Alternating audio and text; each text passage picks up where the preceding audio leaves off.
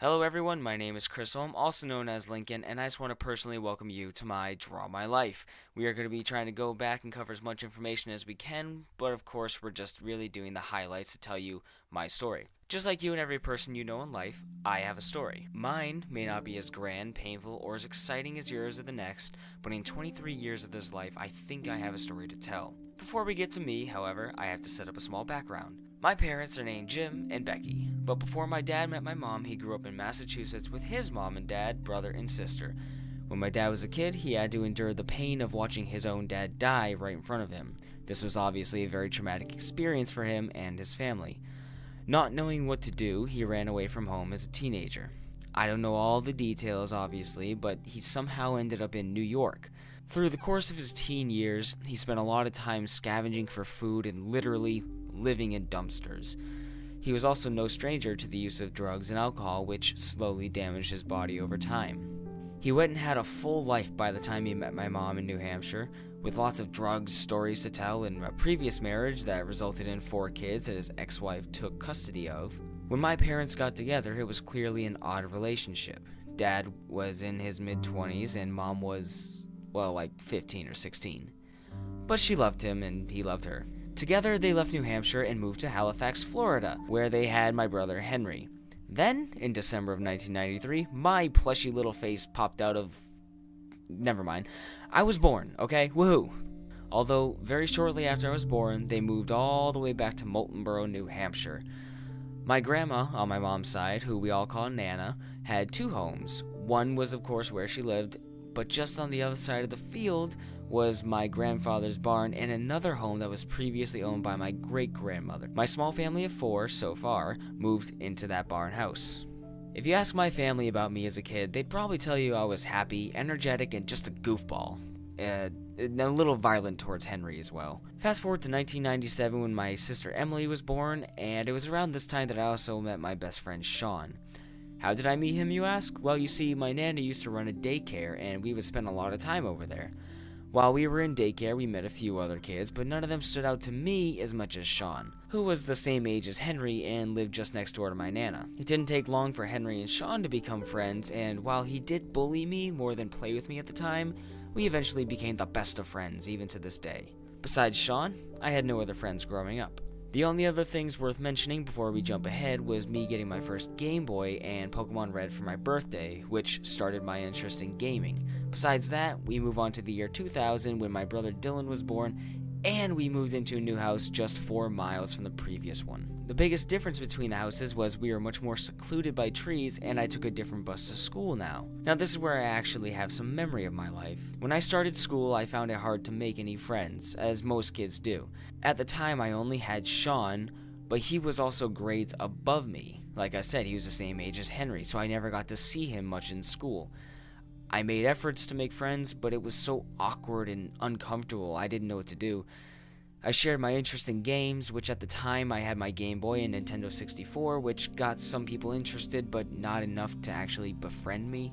At the time, I was really into Pokemon. Of course, it was my first game. So much so that I would bring little Pokemon toys and put them in my cubby to guard my stuff. This set off most kids' weirdo radar. On top of that, I was just eccentric and awkward. I couldn't relate to any of the other kids, so I stuck out. This separation led to me getting bullied. It was your standard bullying. I was called names, got pushed and kicked. I wasn't allowed to play with the other kids during recess, and if they did include me, it was just to watch me fail and then make fun of me. But I still had Sean and my family. It wasn't so bad. Still, I felt pretty isolated. Even my family didn't help that much. We were always sort of antisocial with each other. As years went on, it was clear to me that no one really liked me. Now, even without many friends, you always have family, right? When I did get along with my siblings, it didn't feel like enough. We didn't hate each other, and we got along, but I never felt a super strong connection growing up. Maybe it was just me. My parents worked a lot their lives. Together, they delivered newspapers, my mom cleaned houses, and my dad was a jack-of-all-trades kind of guy. When we were old enough to be comprehensive and somewhat reliable, Henry and I were expected to help my parents with work, mostly delivering newspapers, shoveling snow, and plowing driveways, as well as doing many odd jobs with my dad. This work usually would bleed into the early morning, which sort of screwed up my sleep schedule forever. It was good family bonding time, but also made me kind of tired of them for a while due to overexposure and doing things that I honestly just would rather not be doing. As you can tell, my upbringing was always kind of busy. It got more and more so when my parents got into the foster care program. There were always new and interesting stories passing through our house, toddlers being passed between homes, young kids or teenagers who stayed a day or two in our house until they would get transferred to a foster home. They never really stuck around for too long, until this one pair did. When I was about 12 or so, my parents decided to fully adopt two mentally challenged brothers named James and John. James was about 2 years older than me, John was about a year younger than me. I didn't know at the time, but they both came from a history of physical and sexual abuse. At the beginning, I kinda liked them, but John caused trouble for me at school and James turned to be a real douchebag. I started to hate them actually pretty quickly, as did the rest of my family. We realized it was kind of a mistake. But my parents were determined to help improve their lives by housing them until they turned 18. Then they would move out. Now let's jump ahead almost a year, right? When my parents were gone at work or doing important adult things somewhere other than home, Henry was normally in charge of us since he was the oldest. He didn't really watch us all that well. He had more important things to do in his room with the door closed. No, not like that. So we had a family computer. And when we were alone, James brought me to the computer and would actually show me porn. Keep in mind, I'm about 13 years old and he's around 15 or 16. And I was very sheltered and impressionable at this point.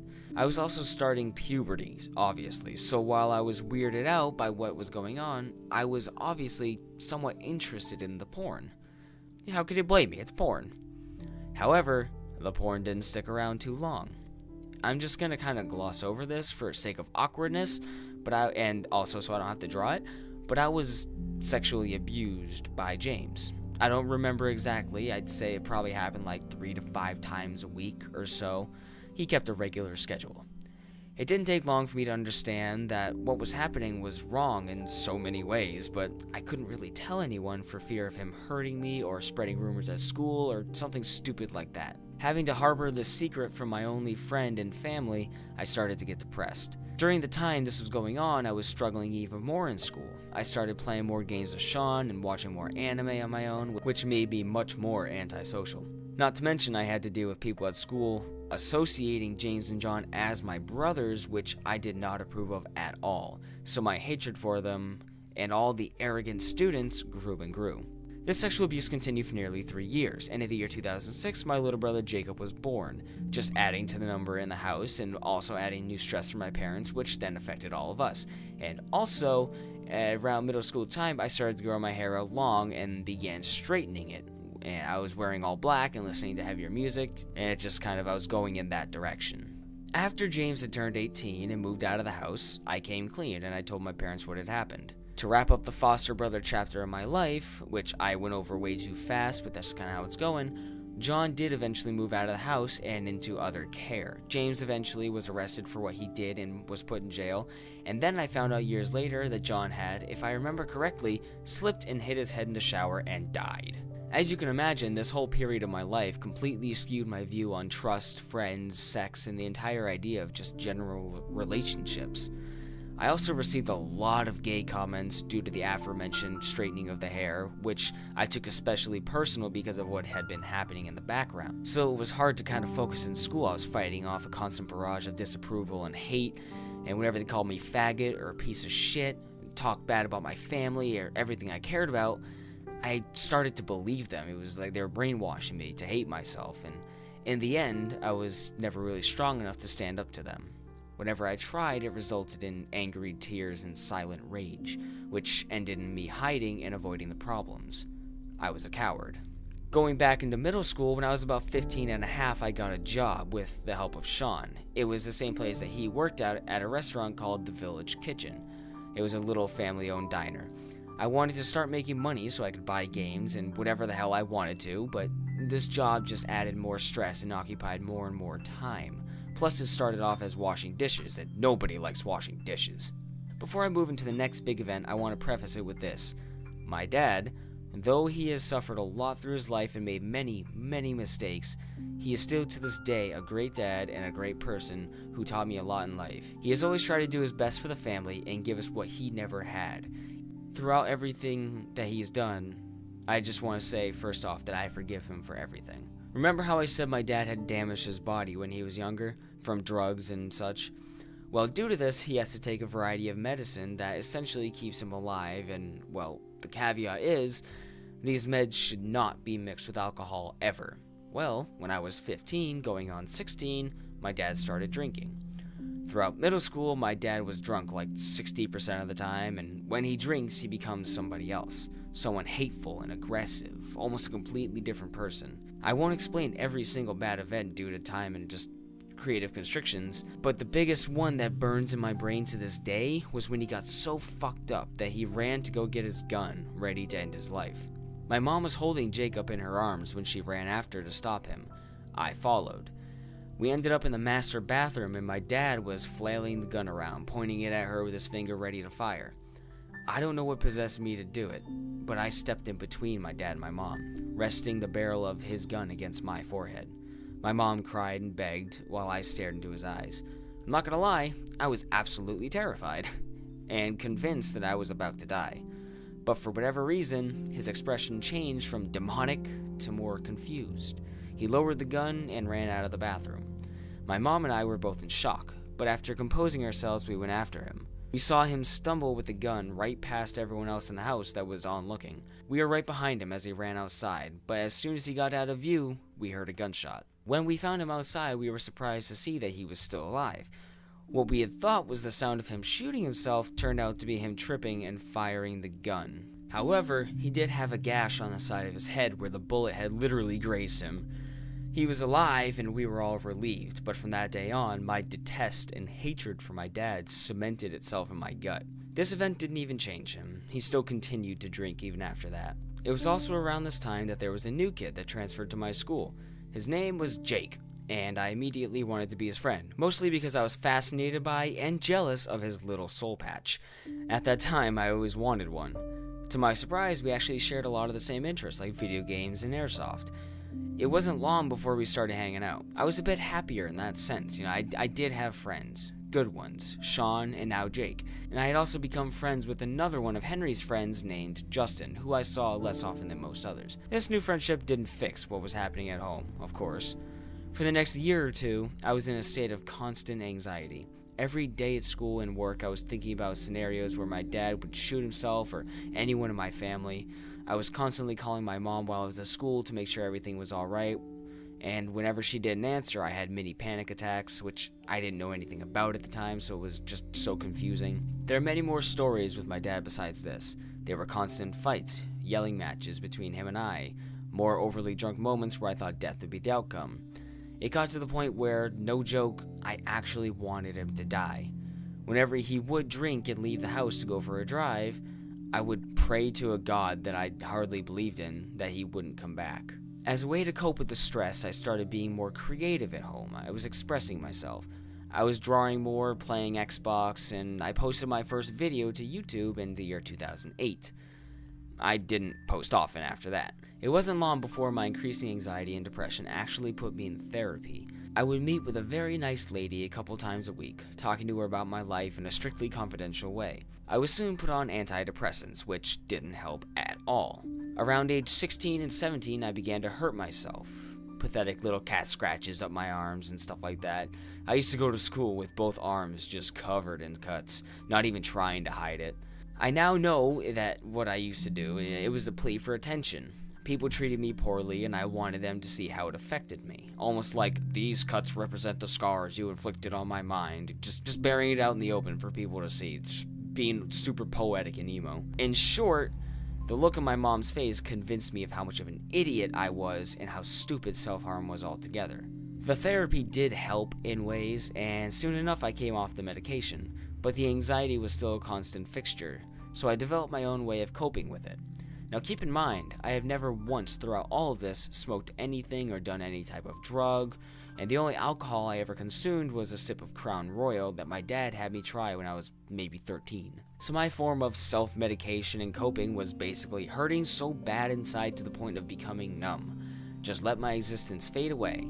This worked, except it worked too well to the point where I didn't even know who I was anymore. I still had people in my life who I could call my friends. Sean and Jake and Justin, and also I made a friend over Xbox Live named Dylan.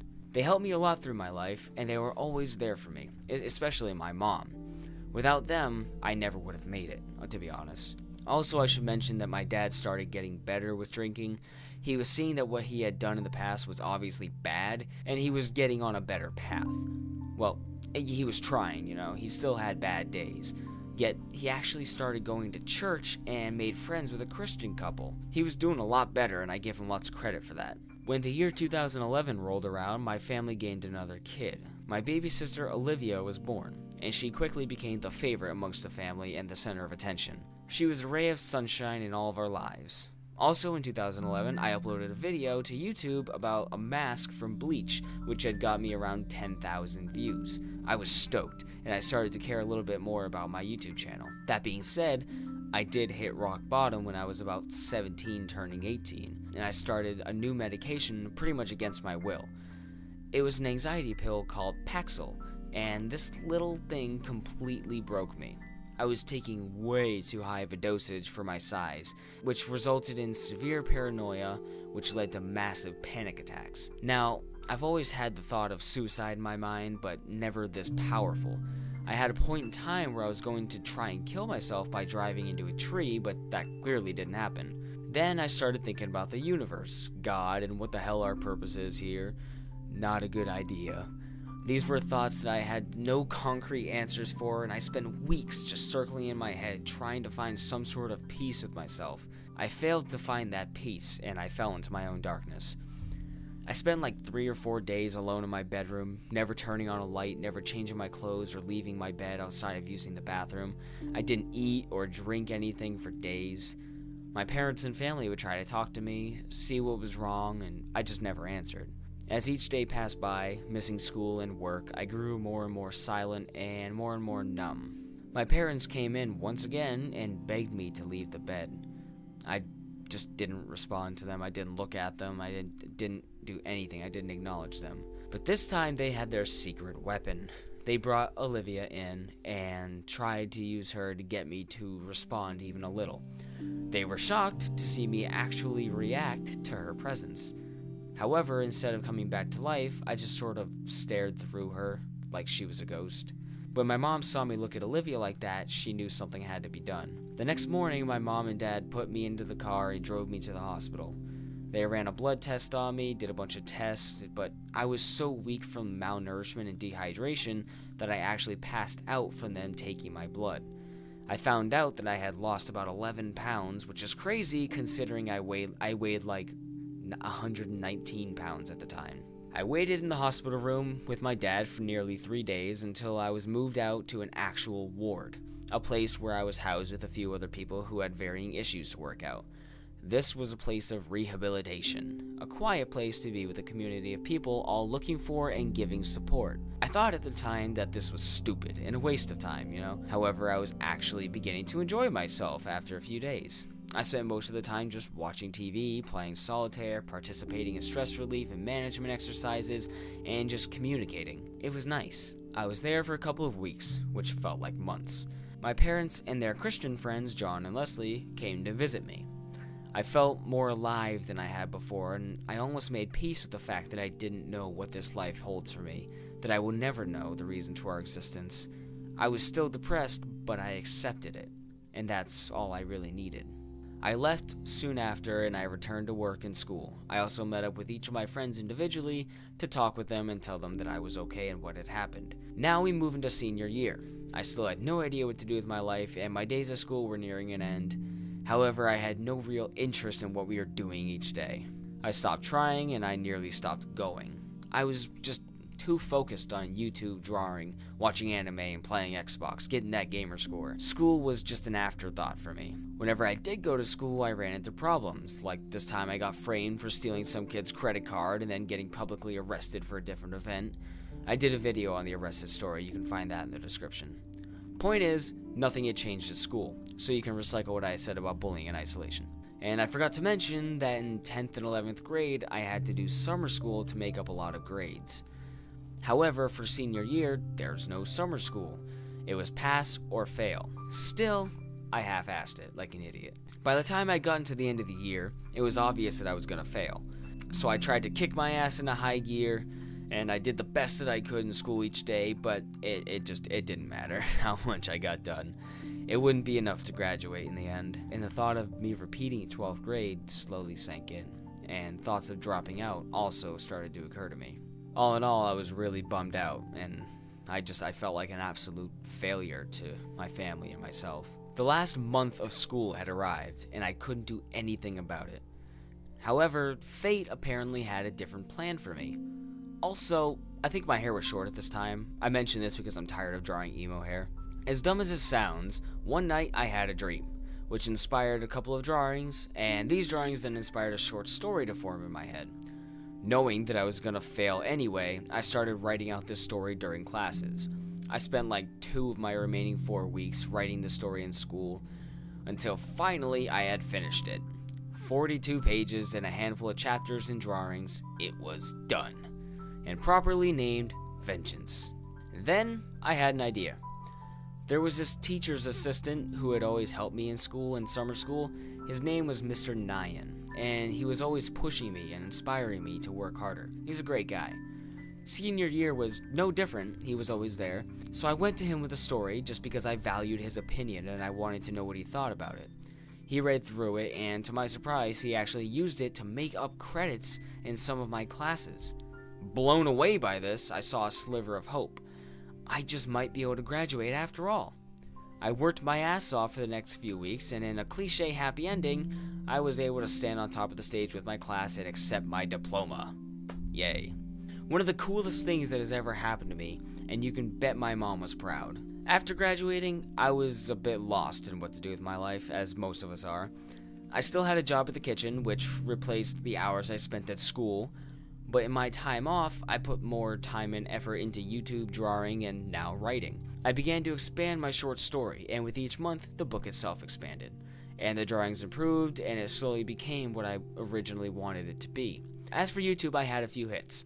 In 2012, I made a response video to Ray William Johnson for his Common Question of the Day, which got featured in his video that was hosted by Chasm G.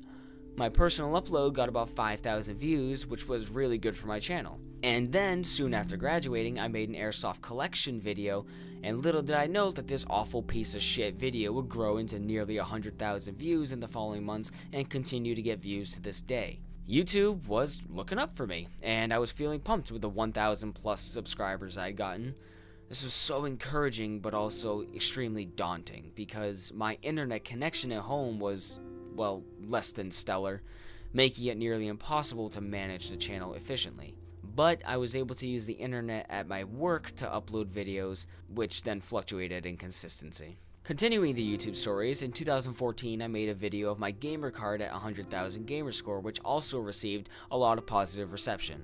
But little did I know that this video would actually change my life forever. This is, however, a story that I want to go over in a separate video, so I'll give you the long and short of it. To keep it brief, I got a message from a guy on Xbox after the video, like a little while after the video went up. The next day, I joined his party, and he and his girlfriend played games with me for a year, and we all became good friends. Then in 2015, they came out to visit me for a few days, and then returned to Michigan, where they were from. Also, at the end of 2015, I got my book officially published. Unfortunately, at the beginning of 2016, they had broken up. I tried to be a neutral friend for them both, and it was my intention to get them back together. But as the explanation came from both sides as to what was going on, it became clear who was in the wrong. Before I say this next part, I want to clarify that when we talked over the year, I had a small and confusing crush on the girl. However, I never once in any way tried to get between them or do anything immoral. Remember, I am the very insecure, anxious, and introverted one, and I consider them both to be my good friends. I tried everything in my power to get them back together. It goes completely against everything I believe in to get between what they had. But when they broke up, I don't know what happened as I was trying to help. I just kind of told her, if this is what I said, if things were different, I would be interested. Things happened, she came out and visited me, and her and I started dating. Now, after she returned home, it was my turn to fly out.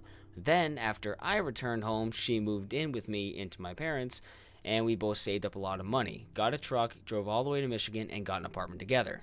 How's that for a summary? So now here we are. We just had our 1-year anniversary, and I could not be happier with the way my life has turned out. My accolades for all this are that I have published 1 book with a sequel in the making, 5,000 subscribers on YouTube, and living in my own place with the love of my life, which I thought to be completely impossible all my life. A bit of a fairy tale ending, huh? Not quite yet. I still have a lot to do in this life, and I just can't wait to do it all. Before I end this video, I want to say thank you to my mom, dad, Henry, Emily, Dylan, Jacob, Olivia, Sean, Jake, Dylan number 2, Justin, Nana, everyone at the Village Kitchen, Sam, and all of you. Every single person who watches these videos. I love all of you, and without each and every single one of you in my life, I would not have made it this far. And just a very, very special individual thank you to everybody on this channel who has watched my videos, bought a book or a shirt, and supported me in any way. You guys are the best. You're the real MVP, and I cannot wait to see what happens next in my life and on this channel. Well, I guess that wraps it up. Chris Ulm abridged. I know there's a lot I have missed along the way, getting my tattoos, losing my virginity, every hair color and style, breaking bones, and every single point of gamer score earned in between. So much fodder that I will think of as soon as the video goes up, but this is the main storyline. This has been Draw My Life, and I'll see you guys in the next video. Later.